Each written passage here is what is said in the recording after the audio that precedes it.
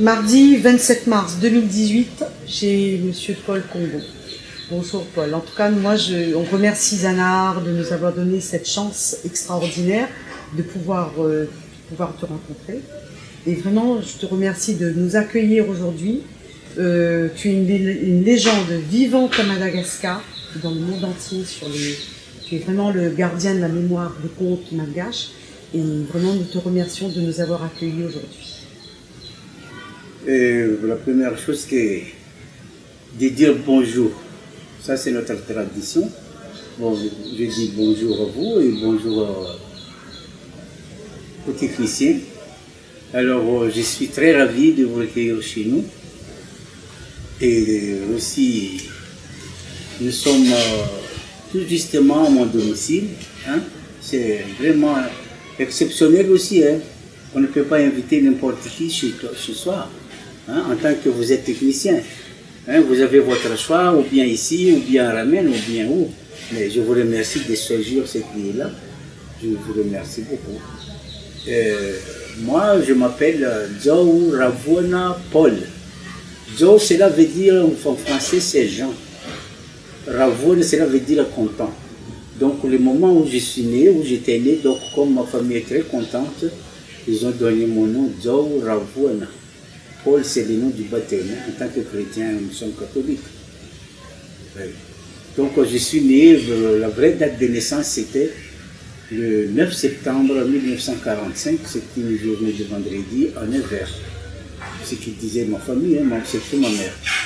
Et je suis orphelin de père à l'âge de 3 ans.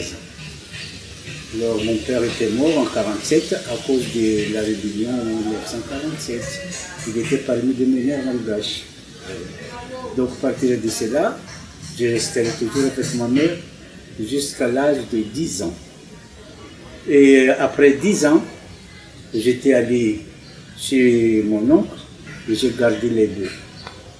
Alors, j'ai gardé les deux de 10 ans jusqu'à 15 ans.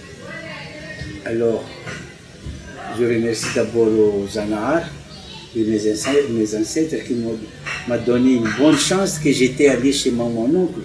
Et là, je commence à l'école à l'âge de 15 ans. Pour préparatoire première année, à l'âge de 15 ans, c'était en 1957. Et ma vie s'est continuée comme ça avec mon oncle. À partir de là, je commence à écouter d'abord les contes, tous les soirs, avant de manger. Bon, parce que j'aimerais bien jouer du casse-casse les soirs avec mes copains, mes amis, mes camarades. Mais comme mon oncle m'a interdit de ne pas aller là-bas, il m'a fixé toujours les soirs à raconter des contes, des devinettes, des histoires comme ça.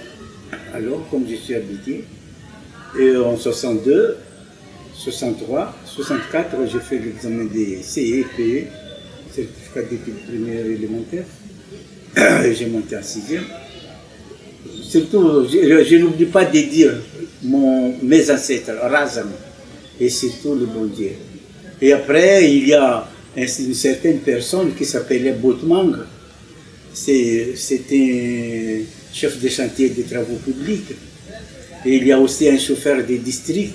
Alors, comme ils étaient en panne en voiture, j'ai en train de garder le bœuf la journée, et je le vois, et j'étais allé voir de près comment était la roue, comment était ce qui concerne la voiture là.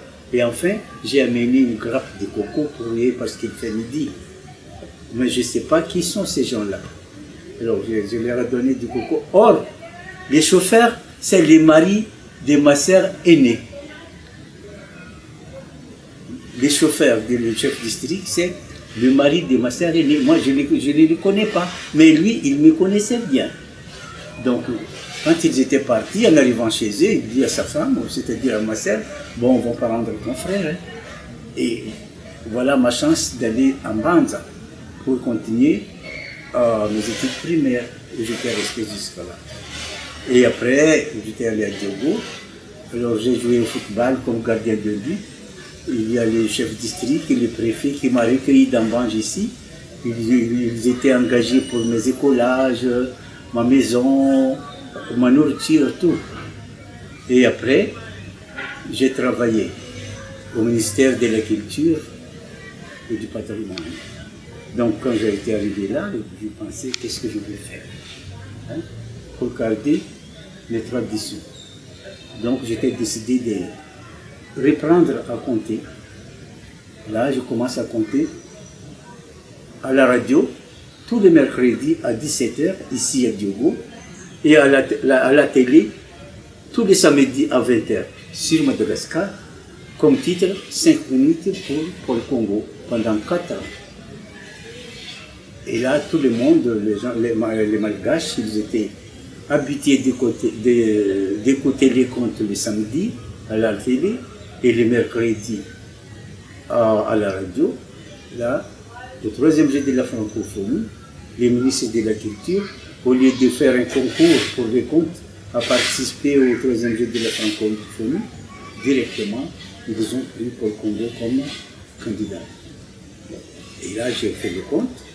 Bon, je remercie toujours les ANAR. Et là, j'avais eu le prix de persévérance et aussi le médaille d'or. Et après, j'ai oublié un peu de dire, ma famille est composée de 5 filles, de 5 enfants. Le premier, c'est un garçon. Bon, malgré tout, il est déjà décédé la journée du Nouvel An dernier, là, le 2016. Le jour du Nouvel An, c'était vendredi.